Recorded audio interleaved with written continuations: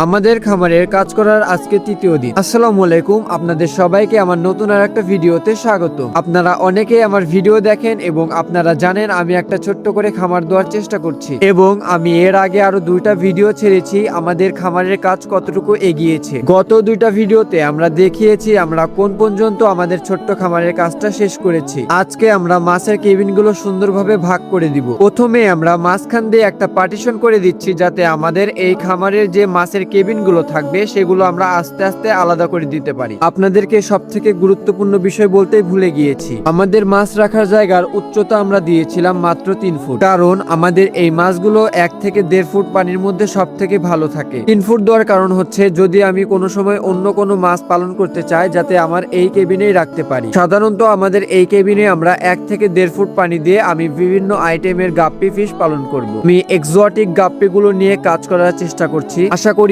আপনারা যে ধরনের বা যে কোয়ালিটির মাছ আপনারা চান সে ধরনের মাছ আমি দিতে পারবো ইনশাল্লাহ। এছাড়াও আপনাদের সবাইকে অসংখ্য ধন্যবাদ আমার পাশে থাকার জন্য। আপনারা আমার পাশে আছেন দেখেই আমি এই ছোট্ট খামারের কাজ শেষ করতে পারছি আলহামদুলিল্লাহ। আপনাদের সাথে কথা বলতে বলতে আমাদের যে মাঝখানের যে পার্টিশনটা ছিল সেটার কাজ প্রায় শেষের দিকে হয়ে এসেছে। মাঝখানের পার্টিশন দেবার পর আমরা পুরো জায়গাটা সুন্দরভাবে মাপযোগ করে আমরা পেয়েছিলাম 18 ফুট। পরবর্তীতে আমরা 18 ফুটকে 5 দিয়ে ভাগ করেছিলাম, কারণ আমরা পার্টিশনের এই পাশে 5টা কেবিন তৈরি করব এবং ওই পাশে আমরা 5টা কেবিন তৈরি করব। কেবিন সংখ্যা হবে 10টি। মধ্যে থেকে আমাদের কাছে 5 রকমের শিম্প আছে, সেজন্য আমরা সুন্দর করে ছোট্ট ছোট্ট করে কয়েকটা কেবিন বানিয়ে নিব যাতে আমরা শিম্পগুলো সেখানে রাখতে পারি। এক পাশে আমরা 5টি কেবিন তৈরি করার পর আমরা অন্য পাশে আবার 5টি কেবিন তৈরি করার কাজ করছি। আর একটা বিষয়ে আমি আপনাদের কাছে দুঃখ প্রকাশ করছি, কারণ আমি আপনাদেরকে সম্পূর্ণ ভিডিও দেখাতে পারছি না, কারণ আমি মিস্ত্রির কাজে সাহায্য করছিলাম, তাই সম্পূর্ণ ভিডিও করা কোনোভাবেই সম্ভব নয়। যাই হোক, নেক্সট ভিডিওতে আমি আপনাদেরকে বলবো